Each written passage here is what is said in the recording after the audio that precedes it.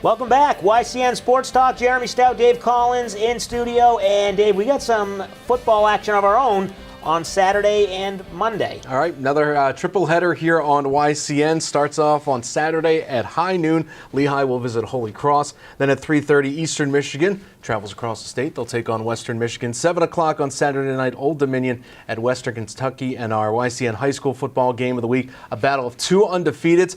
Game, the kickoff is 7 o'clock on Friday. We'll have it for you Monday night at 7:30, Windsor at Woodstock. That's going to be a great game. Yeah, that's going to be a great game. I'll be on the call with Andrew Zerhide, and should be fun. All right. So let's go back over to the NFL. As we had talked about, you mentioned it a little bit, Dak Prescott, QB of the Dallas Cowboys, leading the NFC East, surprising people, teams left and right.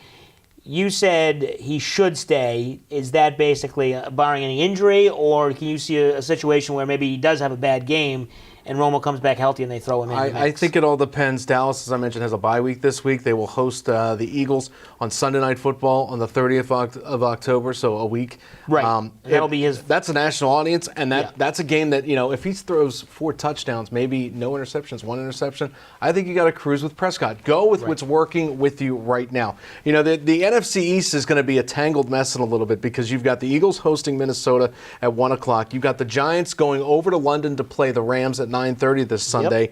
And you've got Dallas with the bye week. All those two teams could be battling for first place come next week right around Halloween. Yeah, and I agree with you that you keep Prescott in as QB because there's really no sense in going, like you said, if it's not broken, you don't need to fix it. And you're not even getting a sure thing with Romo. And not to knock the guy, but he has not played a full game in, I don't know, over a season almost. It was a full season, right? He hasn't played obviously this year. Last year he was out. So I don't know if it's worth going back to Romo when you don't know what you're going to get.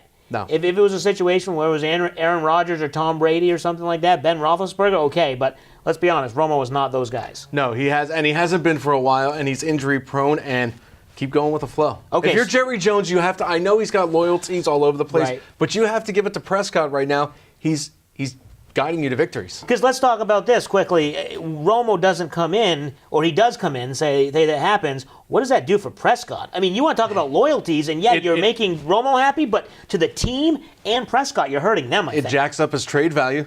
Maybe I'd love to see him in a Jets green uniform come next season. Yeah. That's fine with me. But I just think you're hurting more. I do too. You are hurting Romo by not starting him. You're messing with everybody's heads. And everybody's hearts, too. Exactly. So the rest of the NFC East.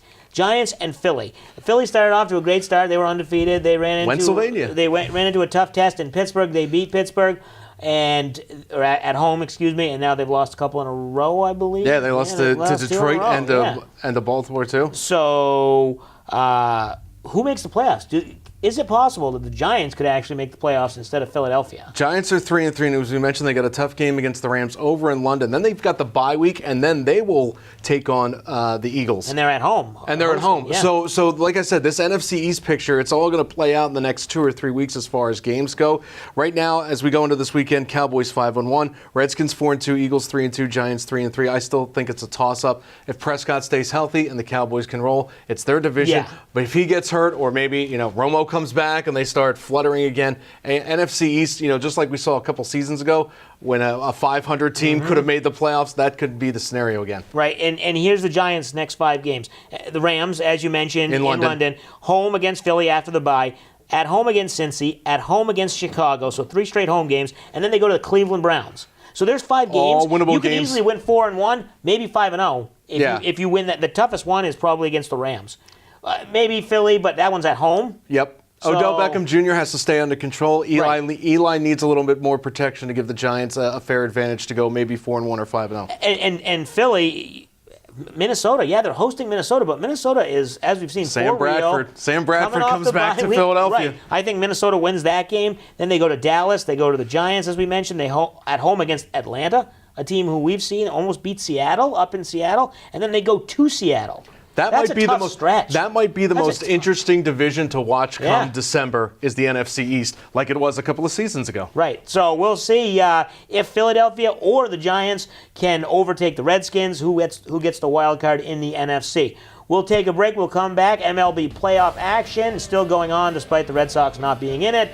We still have to crown a World Series champ. We'll come right back. You're watching YCN Sports Talk.